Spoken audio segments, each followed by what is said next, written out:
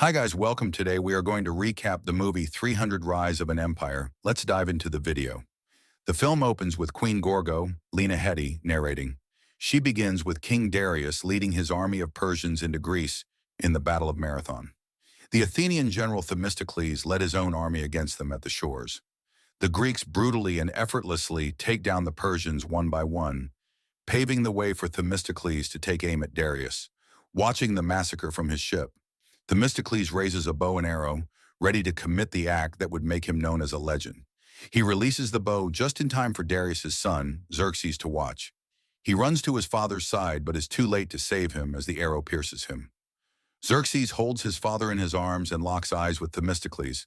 The latter walks away, with Gorgo stating that he knew in his heart that he made a mistake not to kill Xerxes when he had the chance.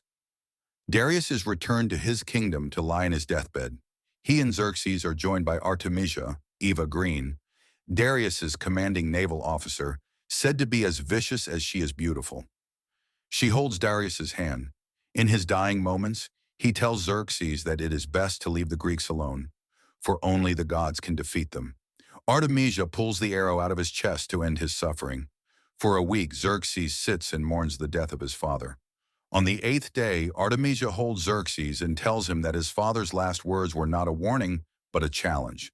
If only the gods can defeat the Greeks, then, she tells him, he is to become the god king. Artemisia has Xerxes sent into the desert wearing chains until he walks into a cave with a pool of bright gold liquid. Xerxes steps in, with, as Gorgo states, a dark desire for power and revenge. Xerxes emerges with a golden tinge and fiery red eyes, also hairless and a foot taller. Meanwhile, Artemisia kills off all of the former allies of the man that Xerxes used to be. He returns to Persia and stands before the citizens, with Artemisia right behind him. He declares, "For glory's sake, war!" The Persians cheer this on loudly. As Xerxes is set to lead his army on land through Thermopylae, Artemisia is prepared to ready her navy at sea. In Athens, Themistocles meets with the council to discuss his own naval strategy for taking on the Persians. Although the Athenians want to desperately bring the Persians down, they are not keen on sending their men to sacrifice themselves in battle. Themistocles insists that it is in the best interests of Greece that they fight for the sake of freedom, and so he demands that he be brought the best ships to go into battle. He also tells the council he will seek help from the Spartans. Themistocles travels to Sparta to request help from King Leonidas and his army. He walks in on a training session where a group of Spartans beat down on one man as he tries to fight back. The man gets bloodied up good. Themistocles encounters Dilios, who tells him that Leonidas has already begun to lead his men on foot, adding that he already dealt with the emissary sent from Persia. Gorgo speaks with Themistocles to tell him that the Spartans do not share the same ideal of a free nation in the same way that he does. A prisoner is brought before Artemisia on her ship. He chastises two of her guards for being Greeks working under a woman with Greek blood, but a devotion to an enemy nation. Artemisia grabs her sword and says she may be Greek, but her heart is Persian. She decapitates the man and throws his head off the ship. She sees a soldier on the ship that she is unfamiliar with. "Well then, allow me to introduce myself," he boasts, before killing off several Persians. He is Silius, an Athenian soldier sent to spy on the Persians. He jumps into the sea and avoids being hit by the arrows of the Persians. Silius, along with his son Callisto, reports back to Themistocles and his lieutenant. Silius tells them that the Persians are being led at sea by Artemisia. It is believed that she is the sole survivor of an attack on her town. Through a flashback, we learn of her story. As a child, a helpless and terrified Artemisia watched tearfully as her mother and father were slaughtered right before her eyes. A soldier from the invading side walks to Artemisia and kicks her square in the face. Over the years, the soldiers raped and abused the girl until they left her on the side of the streets for dead. She is found by the Persian emissary and is looked after by him. She planned to return to Greece when she was ready to watch it burn. Over time, the emissary trains Artemisia in combat. She proves to be quick and dangerous, and as an adult, she carries many severed heads of Darius's enemies and brings them to him, earning her the position of his general. Even with this knowledge in mind, Themistocles prepares his strategy for the battle. Icolos points out that their small navy against the much larger Persian navy outnumbers them, and that the mission is suicide. Such is the plan, Themistocles replies. Themistocles, confident in his men, leads them all out to the Aegean Sea, where Artemisia is leading her navy. Her general Artaphernes tells her that General Bandari has prepared his strategy to lead the ships against the Greeks. Themistocles stirs up confidence by encouraging the men to fight with those standing by their side. The Athenians ram their ships into the Persian ships, charging at them with full force and fury. This leads to another bloody fight with many Persians dying at the hands of the Athenians. Silius and Callisto fight side by side, with Callisto hurling his spears at the Persians. Artemisia, displeased with the results, has Bandari chained and thrown into the sea where he sinks to his watery grave. The generals think she is disappointed with the loss of her men, but she admits to being disappointed in them specifically. She ponders the thought of having somebody standing by her side. The next day, the Athenians cause the Persians to sail their ships through a crevice, causing the leading ship to get stuck and have the other ships crash into it. From atop the cliffs, the Athenians jump in and continue to slaughter the Persians. The second general to lead them, Kashani, is killed by Themistocles.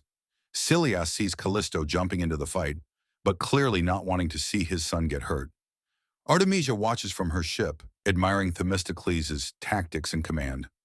Artaphernes rides a boat to the shores where the Athenians have set up camp to bring Themistocles onto Artemisia's barge. She commends his skill during the battle when she takes him into her private chambers. She asks him if there happens to be somebody back in Athens for whom he fights.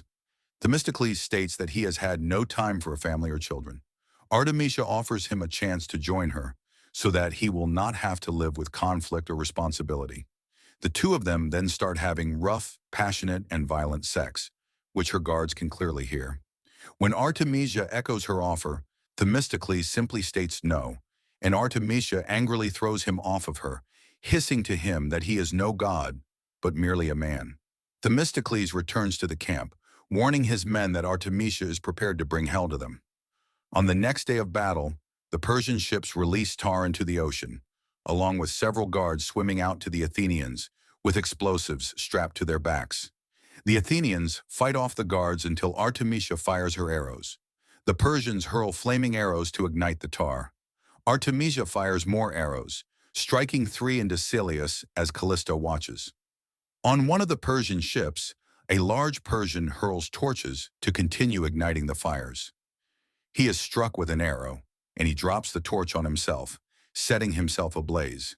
He falls off the ship into the spilling tar, sending a wave of fire onto an Athenian ship, but also back onto the Persian ship, causing it to explode. Artemisia sends another flaming arrow to hit the back of a Persian with an explosive on his back, just as he climbs onto Themistocles' ship. He orders everyone to abandon ship, and he lunges toward the Persian. Before he can strike him, the explosive goes off and destroys the ship, taking Themistocles down with it. Artemisia watches proudly as her enemy sinks. In the ocean, Themistocles sinks among the bodies of his fallen comrades. He sees 2 serpent-like creatures swim to them and devour them before one lunges at him. Themistocles is snapped out of this dream by Callisto. He realizes this event may have been brought upon him to subdue his ego or to remind him of the mistake of not killing Xerxes. Themistocles walks over to Silius's side as he is dying. He urges his friend to continue the fight and tells him something else before finally passing. Themistocles mourns his friend. Callisto asks Themistocles what his father's last words were, but Themistocles says he will tell him in time. On land, Xerxes and his army have killed off Leonidas and his 300. The birds pick at the eyes of the dead Spartans, while the Persians continue marching onward victoriously. The news reaches Themistocles through a messenger. He returns to Sparta to confront Ephialtes, the deformed hunchback that betrayed the Spartans and sold them out to Xerxes. Seemingly remorseful for his actions, he does not cower when Themistocles lowers his sword to him, saying that there is little beauty in him and even less in what he's done. Ephialtes adds that Xerxes is leading his army to Athens, preparing to destroy it. Themistocles leaves him alive so that he may carry the message back to the Persians, saying that the Greeks will fight to the death. Themistocles goes to speak to Queen Gorgo. Dilios, now half-blind, warns him to not expect a warm welcome. Gorgo is still in mourning of her husband. Although Themistocles urges her to aid in the continuing battle, she refuses to send any more husbands, fathers and sons out to be sacrificed any further. He hands her the sword of Leonidas, saying it belongs with her. Gorgo tears up at the sight of it.